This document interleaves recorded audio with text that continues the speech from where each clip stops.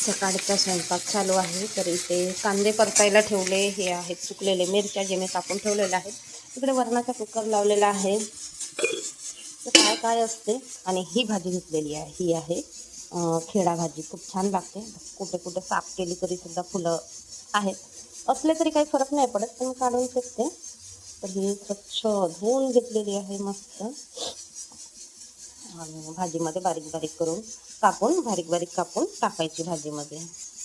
छान लागते ही भाजी. आणि ती गावखेड्यातल्या बाया असतात ना विकायला, त्यांच्याकडून आणलेली आहे. घरगुती भाज्या आपल्या केव्हाही छानच लागतात. भाजी बनवायची तयारी.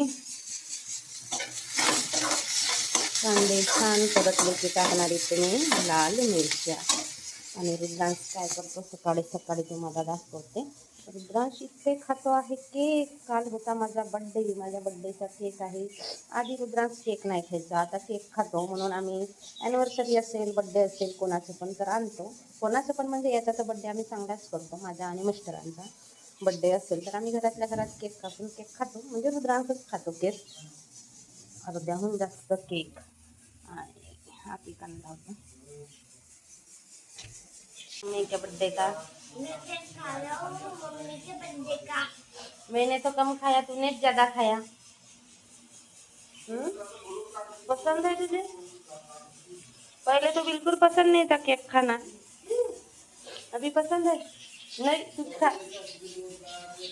मैं बात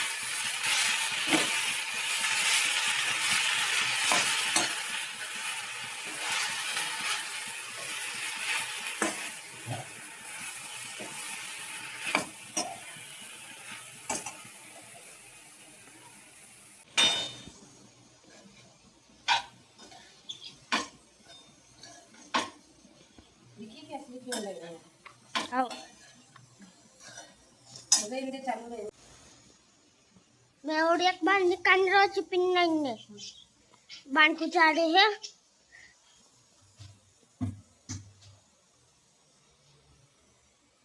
बंद करूं?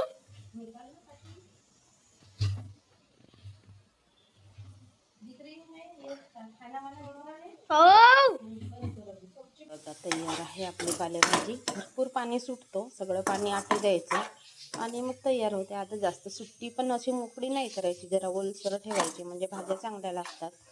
एकदम मोकळ्या केल्या ना तर चांगल्या नाही वाटत. आता पाणी यातलं सुकला पण जरा भाजी अशी ओलसर आहे, अशा स्टेजवर बंद करायचं गॅस. आता भाजी पण झाली, कुकर पण स्लोवर ठेवला होता, जो की कुकर पण झाला. इकडे पीठ मळून ठेवलेलं आहे. आता बनवणार मी चपात्या, म्हणजे आपली कामं सटकीपट होतात. तोपर्यंत मी कुकर भाजी होईपर्यंत घर व्यवस्थित झाडून घेतला. फरशी पुसायची थोडी बाकी आहे.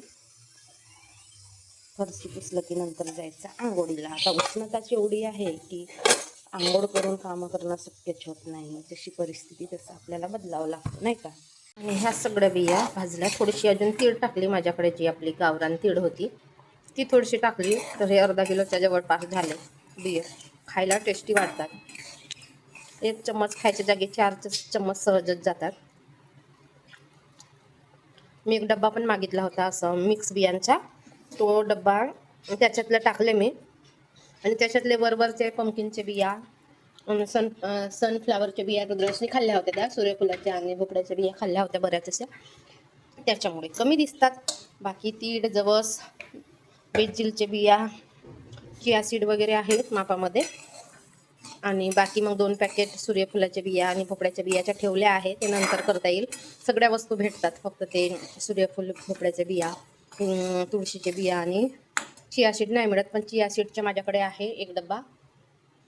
बेजिल सीड भेटलं नाही भेटलं तरी चालते, काय नाही होईल नंतरच्या वेळेस. आणि जवस तर मी आणत असते किराणामध्ये. 1 पाव 30 रुपये पाव मिळते, छान वाटतात.